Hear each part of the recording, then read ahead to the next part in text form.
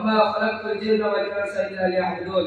যে মানুষ এবং জিন জাতিকে সৃষ্টি করেছি, দুনিয়াতে পাঠিয়েছি শুধুমাত্র আমার ইবাদত করার জন্য, আমার কথা মোতাবেক চলার জন্য। কিন্তু ভাই আমরা মানুষ জাতি এতই নিকৃষ্ট হয়ে গেছি, এতই নিচে নেমে পড়েছি যে আল্লাহ সুবহানাহু ওয়া তাআলা আমাদের সৃষ্টি করলো, যে আল্লাহ সুবহানাহু ওয়া তাআলা আমাদের জান মাল দিল, যে আল্লাহ সুবহানাহু ওয়া তাআলা আমাদের ঈমানের একটা দৌলত দিল, সে আল্লাহ সুবহানাহু ওয়া তাআলাকে আমরা ভুলে যাচ্ছি, সে আল্লাহ সুবহানাহু ওয়া তাআলার শুকরিয়া আদায় আমরা করতে পারছি না। আল্লাহ সুবহানাহু ওয়া তাআলা এই দুনিয়াতে পাঠিয়েছে আমাদের মজা আরাম আয়েশ করার জন্য নয়, একটা মাকসাদ নিয়ে পাঠিয়েছে। আমি যদি ব্যাংকে যাই টাকা তোলার মাকসাদ নিয়ে যাই, আগে টাকা থেকে মাকসাদকে আগে পুরা করি, তারপর আমি অন্য কাজ করি। সেরকমই আল্লাহ সুবহানাহু ওয়া তাআলা যে মাকসাদ নিয়ে আমাকে দুনিয়াতে পাঠিয়েছে, সেই মাকসাদকে আগে পুরা করতে হবে, তারপর আমাকে অন্য কাজ করতে হবে। কিন্তু আমরা সেটা করতে পারছি না। আমরা সকলেই জানি যে এই দুনিয়া থেকে আমরা বিদায় নিয়ে চলে যেতে হবে। আল্লাহ সুবহানাহু ওয়া তাআলা পবিত্র কোরআনের মধ্যে বলেছেন, কুল্লু নাফসিন যায়িকাতুল মাউত, যে মওতের সাথে সবাইকে আগে নিতে আসতে হবে। ওয়া ইন্নামা তুওয়াফা উজুরাকুম ইয়াওমাল কিয়ামা, কিয়ামতের দিন নিজের আমলের বদলা বা প্রতিদান দেওয়া হবে, পূর্ণ প্রতিদান দেওয়া হবে। ফামান যুহজি আনিন নারি ওয়া উদখিলাল জান্নাতা ফাকাদ ফাজ, সেই দিনকে যে জাহান্নামের আগুন থেকে বাইরে হয়ে জান্নাতে প্রবেশ করতে পারবে, সে হবে সফলকাম, সে হবে কামিয়াব। আমাল হায়াতুদ দুনিয়া ইল্লা মাতাউল গুরুর। আমরা সকলেই জানি এই দুনিয়াটা ধোঁকার দুনিয়া, এটা ক্ষণস্থায়ী দুনিয়া, এটা চিরস্থায়ী দুনিয়া নয়। আমরা যদি ক্ষণস্থায়ী দুনিয়ার দিকে টাকা পয়সা গাড়ি বাড়ি এত মেহনত করতে পারি, তাহলে চিরস্থায়ী দুনিয়ার দিকে কেন পারবো না ভাই? আমরা একটু ফিকির করি। আল্লাহ সুবহানাহু আমি এত গুনাহ করছি, এত বিচার করছি, এত খারাপ কাজ করছি, আমরা কি জানি না আল্লাহ সুবহানাহু ওয়া তাআলা সব দেখছেন? আলাম তাআলাম বিআন্না আল্লাহা ইয়ারা, তারা কি জানে না যে আল্লাহ সুবহানাহু ওয়া তাআলা সব দেখছেন? আমরা জানার সত্ত্বেও সেই একই ভুল, একই গুনাহ বারবার করে যাচ্ছি। এক বাচ্চা, এক দেশে একটা বাচ্চা ছিল, সেই বাচ্চার কোনো সন্তান সন্ততি ছিল না।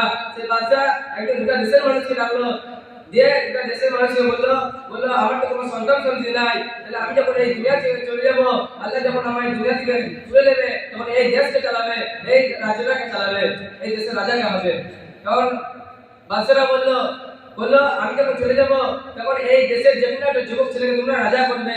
সেই 5 বছর রাজত্ব চালানোর পর তখন পূর্ব দিকের জঙ্গলে ছেড়ে দিয়ে চলে আসতে হবে, যে জঙ্গলে বাঘ ভালুক আছে, তারা ছেলেগুলো খেয়ে নেবে। আবার এক ছেলেকে রাজা করা হবে, সে 5 বছর রাজত্ব চালানোর পর আবার তাকে জঙ্গলে ছেড়ে দিয়ে আসতে হবে। এরকম করে এই নিয়মটা পুরা করতে থাকবে। এরকম করতে করতে হচ্ছে 5 বছর করে হচ্ছে। আবার এক ছেলেকে রাজা করা হলো, তার 4 বছর 2 মাস, 4 বছর 10 মাস হয়ে গেল, 2 মাস হাতে পড়ে আছে। সেই রাজারা তখন ভাবলো আর 2 মাস পর তো আমার জঙ্গলে চলে যেতে হবে, আমাকে বাঘ ভালুকে খেয়ে নেবে, আমি কি করবো? এখন তো আমার কথা মোতাবেক সব হবে। তা বাচ্চা তখন বিছানায় শুয়ে শুয়ে ভাবতে লাগলো কি করা যায়, আর 2 মাস পর তো আমায় বাঘের পিঠে চলে যেতে হবে, জঙ্গলে চলে যেতে হবে।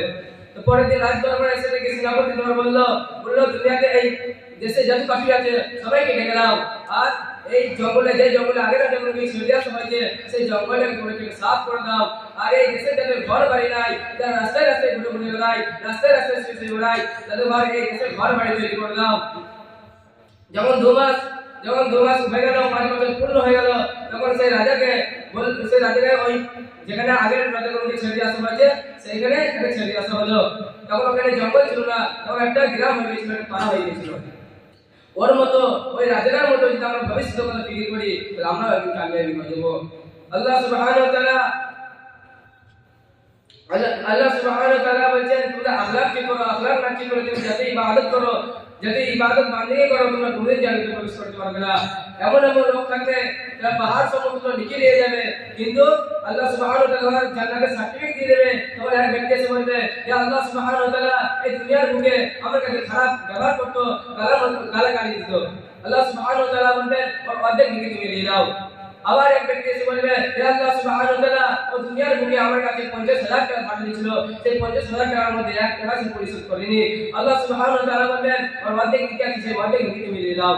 তো আবার এক ব্যক্তি এসে বলবে হে আল্লাহ সুবহানাহু ওয়া তাআলা ও দুনিয়ার বুকে আমার বাড়ির পাশে বাড়ি ছিল, কিন্তু কোনোদিন আমার পাশে বাড়ি ছিল, কিন্তু বিশাল বড় লোক ছিল, প্রতি বেলা খাবার নষ্ট করতো, বিশাল খাবার খেত, না খেতে পারলে পুকুরে ফেলে দিত, রাস্তায় ফেলে দিত, কুকুরকে দিয়ে দিত, আমি কোনোদিন খাবার পেতাম না, কিন্তু আমার মুখে কোনোদিন একদিন খাবার তুলে দেয়নি।